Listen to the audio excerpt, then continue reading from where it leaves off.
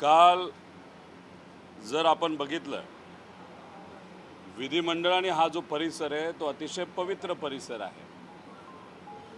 इथं लोकांनी निवडून दिलेले सर्व आमदार विधानसभेचे व तसंच विधान परिषदेचे महाराष्ट्राचे सामान्य लोकांचे प्रश्न मांडण्यासाठी इथे येत असतात आणि याच पवित्र ठिकाणी कायदा बनला जातो।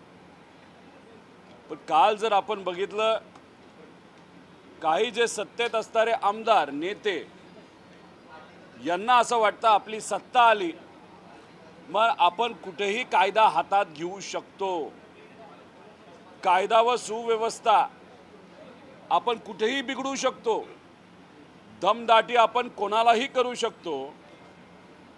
काल भाजपचे एक आमदार गोपीचंद भाऊ यांनी मकोका व विविध प्रकारचे गुन्हे असणाऱ्या लोकांना घेऊन 4 ते 5 लोकांना, कदाचित त्यातले फक्त एकाला पास असला तर असेल नाही तर सगळे विदाउट पास हे आत आणले गेले।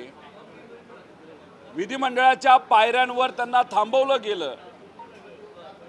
खरं तर आव्हाड साहेबांना जी धमकी मोबाईलच्या माध्यमातून SMS आणि व्हॉट्सॲपवर आली होती, आई बहिणींवर बोललं गेलं होतं आणि आव्हाड साहेबांना सांगितलं होतं की तुला मारलं जाईल, अशी धमकी विधानसभा चालू असताना, सेशन चालू असताना जर एखाद्या आमदाराला येत असते आणि त्या आमदाराने अध्यक्षांना हे सांगून सुद्धा त्या व्यक्तीवर जरी धमकी दिली त्याच्यावर कारवाई होत नसेल,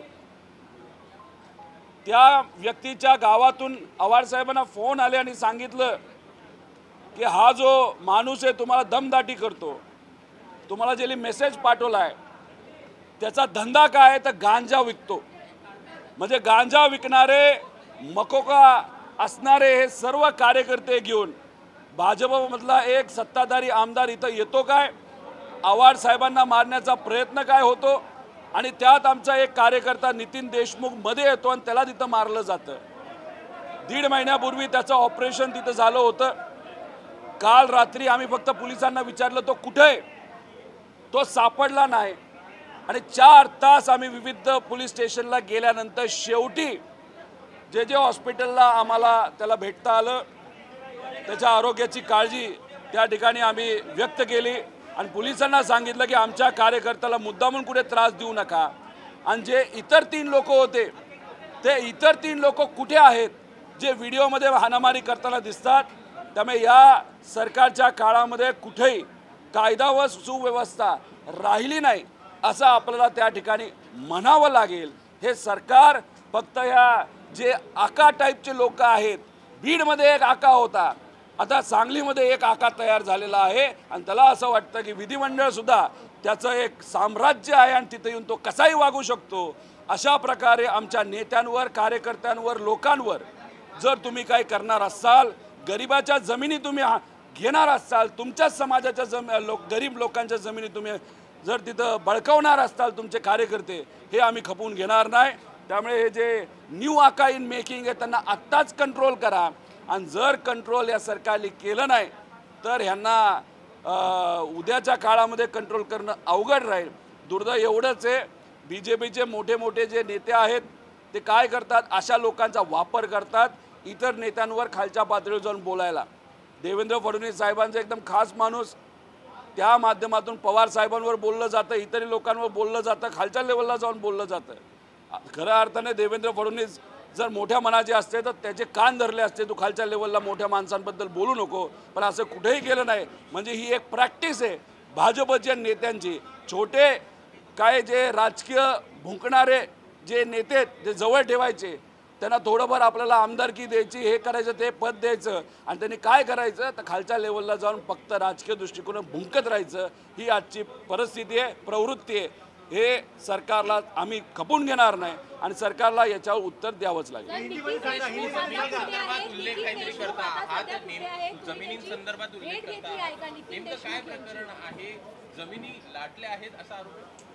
हे जे आका आहेत, आका न्यू आका आहेत, यांच्या कार्यकर्त्यांनी पडळकर नावाचं एक कुटुंब, एक महिला सुद्धा इथं काही दिवसांपूर्वी आली होती। 17 एकर जमीन ही बळकावलेली आहे, ही फोर्सफुली ही जमीन घेतली आहे आणि हा कार्यकर्ता कोणाचा तर या नवीन आकाचा।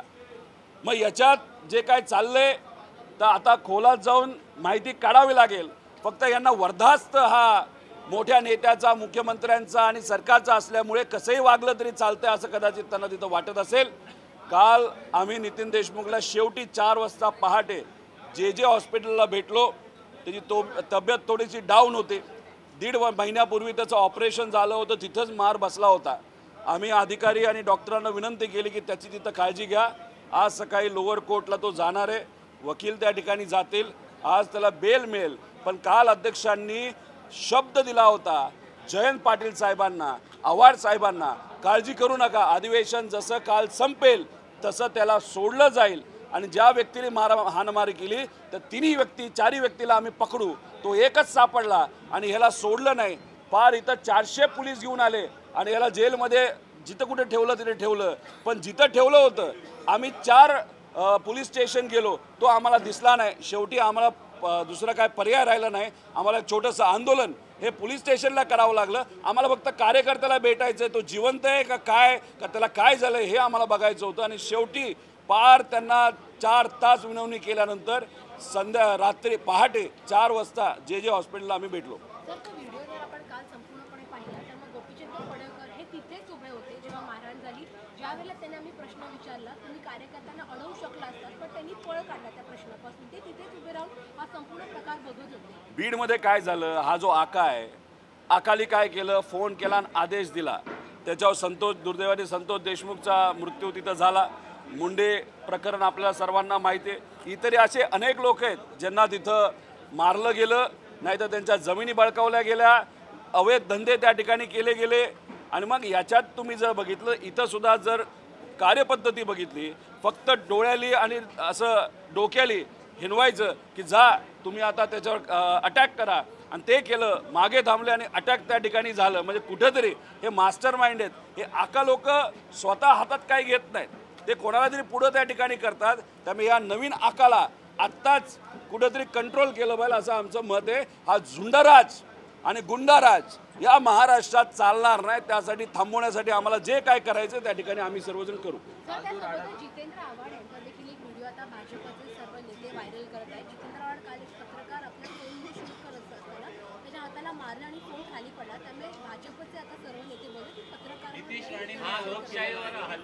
बघा, तो जो दुसरा जुना व्हिडिओ आहे, कधी कधी कसं असतं की एखादा इन्सिडन्स घडला, नाहीतर आपण जेव्हा औपचारिक चर्चा त्या ठिकाणी करतोय आणि आपलं ठरलं असेल की व्हिडिओ काढायचा नाही, तो व्हिडिओ काढला गेला तर कधी कधी नेता हा असं एखादा हात लावला आणि चुकून मोबाईल पडला। आता ह्याच्यामध्ये तिथं वेगळं काय झालं, म्हणजे इथं तुम्ही काय करताय, गुंड घेऊन येतात, तिथं आव्हाड साहेबांनीच त्या हात लावला ना, का आव्हाड साहेबांनी सांगितलं हे गुंडांनो चला आता मारापिटी करा। इथं जे अधिवेशनात झालं, या पवित्र ठिकाणी झालं, गुंड आणले गेले आणि गुंडांचा वापर इथं मारहाणीसाठी केला। हा जो संदेश आहे हा सामान्य लोकांच्या मनामध्ये आणि सामान्य लोकांनी ऐकल्यानंतर या पवित्र ठिकाणावरचा विश्वास त्यांचा कमी होऊ शकतो, आमदारांचा विश्वास हा कमी होऊ शकतो आणि हे अतिशय घातक आहे असं आम्हाला सगळ्यांना वाटतं।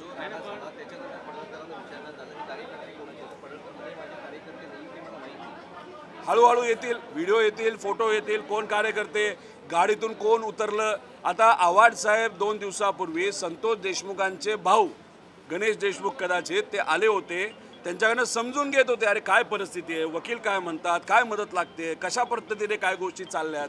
आणि हे माशे न्यू आका तिथं गाडी घेऊन आले, अंगावर गाडी घातली असते या दोघांच्या, मग दरवाजा उघडला, दरवाजा या दोघांना लागला आव्हाड साहेबांनी त्या गणेश देशमुखाला, तरी आव्हाड साहेब काय बोलले नाही। आणि मग बदला कसा काढतात इथं अधिवेशनामध्ये तुम्ही हारामानी करून।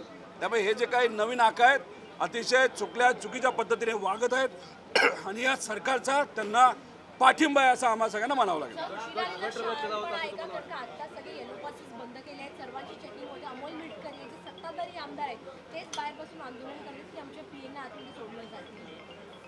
बघा, आज शेवटचा दिवस आहे, आज थोडंसं ते काही गोष्टी करतील, पण याच्या आधीच थोडंसं लक्ष देऊन जर काय केलं असतं। आणि कधी कधी ठीक आहे सिक्युरिटीचं काम आहे, तो जो अधिकारी आहे ते अडवतात, पण आमदारसुद्धा कधी कधी म्हणतात नाही नाही ह्याला सोडा नाही तर बघतोच।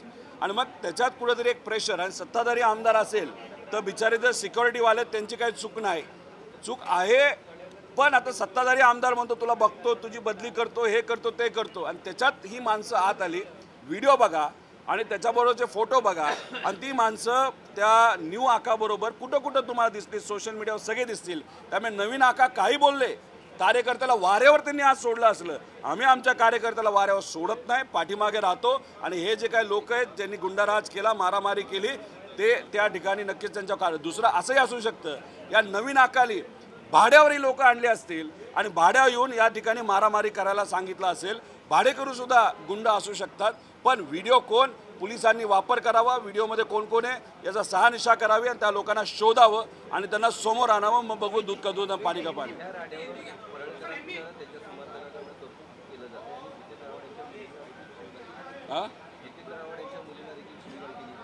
अरे त्यांना लाज तरी आहे का या नवीन आख्याच्या कार्यकर्त्यांना? काय 50 लोक आहेत, 50 लोक येतात, जिथं कुठं कार्यक्रम आहे तिथं गोंधळ घालतात, बोलतात, बस तेवढंच त्यांचं काम. अहो मुलीबरोबर कसं बोलायचं? त्यांच्या जितेंद्र आव्हाडच्या मुलीबद्दल अतिशय खालच्या लेवलला जाऊन तुम्ही बोलत असाल. जितेंद्र आव्हाडांच्या आई बहिणी तुम्ही काढत असाल, जर तुम्ही त्यांना मर्डर करण्याचं तिथं म्हणत असाल. त्यामुळे ह्या नवीन आकाचे जे कार्यकर्ते आहेत त्यांची लेवल तुम्ही समजून घ्या. एक आजी, गरीब आजी, 17 एकर जमीन त्या गरीब आजीची त्या ठिकाणी फाटकी साडी घालून बिचारी इकडे आली होती. तिची जमीन 17 एकर जमीन ह्यांनी गिळली. अहो यांना त्यांच्या समाजाचं तरी कुठं काय पडलंय? अहो इथं जे सरकारमध्ये योजना आहे धनगर समाजाच्या मुलींसाठी, त्याच्यामध्ये भ्रष्टाचार होते या सरकारमध्ये. पण ह्यांना कसं आहे, कळवळा आहे. पण त्या बाबतीत तुम्ही काय करत नाही. सरकारमधलेच लोक पैसा खातात. आणि आज सगळ्या शाळा बघितल्या, जे राजे होळकरांच्या नावाली जी योजना आहे त्याच्यामध्ये सगळ्याच शाळा ज्याच्या भ्रष्टाचार होतो, त्याच्यात पैसा काढला जातो, धनगर समाजाच्या गरीब मुलींच्या नावावर, हे सगळे भाजपचे लोक आहेत, हे सत्ताधारी आहेत. करू शकता का काय तुम्ही समाजाचं नाव पुढे करता, समाजाचा वापर करता, कार्यकर्त्याला पुढे करता, मात्र समाजाच्या योजनेतूनच मलिदा खाता. लाज वाटली पाहिजे अशा लोकांना. और सब ये नए आका कौन है? कल जो पूरा मामला हुआ है, कल आपने आंदोलन भी किया था, और क्या कहेंगे पूरे मामले पर? ये देखो, ये जो नया आका है ये सांगली का आका है, आमदार है. कल अगर आप देखो, ये जो पवित्र ठिकान है, ये जो विधिमंडल है, यहाँ पे भाड़े पे गुंडा लाया गया. 4 लोग थे. आव्हाड साहब पे अटैक करने का प्लानिंग था ऐसे हम सबको लगता है, क्योंकि उनको व्हाट्सएप और मैसेज पे धमकी आई थी ये नए आका के कार्यकर्ता के माध्यम से. उनके माँ के बारे में, बहनों के बारे में, लड़की के बारे में, आव्हाड साहब के बहुत लो लेवल पे जाके कमेंट्स थे. अभी मर्डर आपका करूँगा ऐसा अगर मैसेज आता है, आव्हाड साहब जब अधिवेशन में आते हैं, वहाँ पे आने के बाद ये 4 गुंडा वहाँ पे आते हैं. आव्हाड साहब नहीं मिलते, इसलिए अटैक किस पे होता है? तो आव्हाड साहब के साथ जो नितिन देशमुख नाम का कार्यकर्ता है उस पर अटैक करते हैं. उसका ऑपरेशन हुआ था 1.5 महीना पहले, उसी के पेट पे आप मार रहे हो. और ये जो नया आका क्या करता है, तो दूर से सिर्फ ऐसे इशारा करता है और ये 4 गुंडा वहाँ पे मारामारी करते हैं. ये 4 गुंडा अंदर आए कैसे? एक पे मकोका है, और जिसने मैसेज किया था, जो व्यक्ति ने मैसेज किया था आव्हाड साहब को कि आपका मार दिया जाएगा, उसका धंधा क्या है? तो वो बिजनेस क्या करता है? तो वो बिजनेस करता है गांजा बेचता है. ऐसे लोग हैं. इस तरीके के लोग अगर यहाँ पे आके इतनी मस्ती करते हैं तो लोगों का विश्वास आमदारों पे और विधिमंडल पे ये कम हो सकता है. बहुत डेंजरस चीज़ है. इसीलिए ये नया आका, भीड़ में यही हुआ था, ऐसी ही शुरुआत हुई थी, और बाद में देखा जाए तो मर्डर और बहुत सारे अलग अलग जो चीज़ें थी वहाँ पे आप सबने देखा है. अभी यहाँ पे भी यही चीज़ वापस एक बार हो रही है. तो इसे सरकार को विनती करता हूँ, ये जो अहंकार है आपके आमदारों पे और ये जो नया आका इन मेकिंग है उसको अभी रुकाओ, नहीं तो आगे जाके बहुत देर हो सकती है.